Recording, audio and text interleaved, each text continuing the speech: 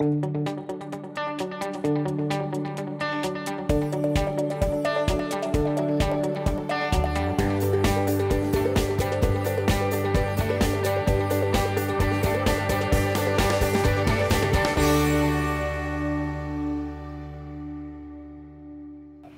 of my most favorite clients are entrepreneurs. Those are the people who have started a company. When I get to work with the entrepreneur or the guy who got the big idea, even if he has a tiny budget, it's still one of my most favorite experiences because it's so intellectually stimulating to work with these guys and women. I learn so much from that experience. So it's really a back and forth. It's not just like I'm working for them, but like I also get to learn about what got them to start the business and what their strategies are and what inspires them. So that's really fun for me.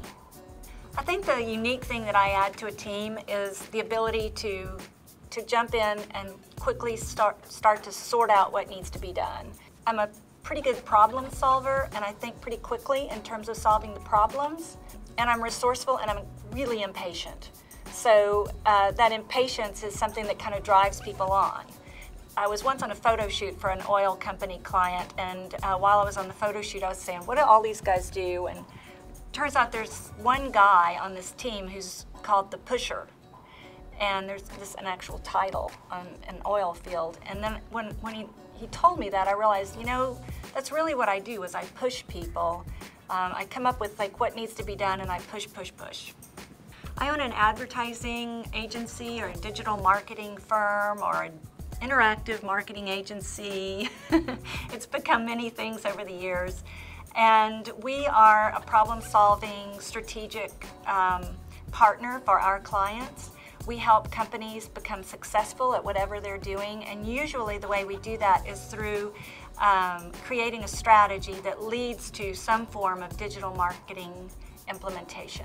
My business got started by accident. I was 24 years old and was working for a very small little ad agency here in Austin. And I went on vacation. I went for a ski trip. When I came back from my trip, the agency had folded. It was 1980. There was a recession going on in Austin. No one was hiring. And the biggest agency in town, GSD&M, only had 30 people at the time. So I was out of luck. I had no job, no money, and I had to figure out something really fast. I really didn't have any other skills. Okay, so back then there were no computers, there were no such thing as fax machines, and our craft as we know it was something completely different from what it is today. So I just started freelancing, doing whatever I could. I had this mentor who was a professor at UT. His name was Dr. Rubin, and he was a machine. He just put amazing advertising people out into the field. His litmus test for success is to graduate from UT and move to New York.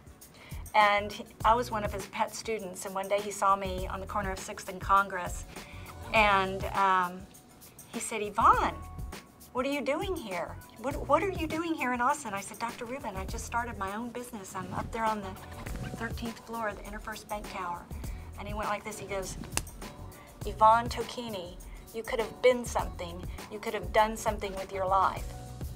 And hearing those words made me so stubborn. I thought, I am gonna make this work. I'm gonna show this man. And back then it was hard to make it work here in Austin.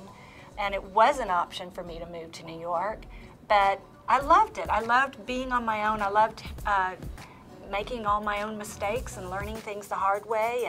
And back then it was really hard to be successful in an ad agency as a woman too. It was just like Mad Men. So, you know, I could give myself a little more of a chance than I think I might have gotten in an ad agency. But that was my start. It was born out of stubbornness and desperation. It's been interesting and fun to be a part of the ride and see how Austin has become a real cosmopolitan city. And that period of time that I've been here, it is so rich. It has so much to offer. It's so much fun to be here. And the people now that I know are from all over the world, all over the country. And that is, that's a whole new Austin than the Austin I knew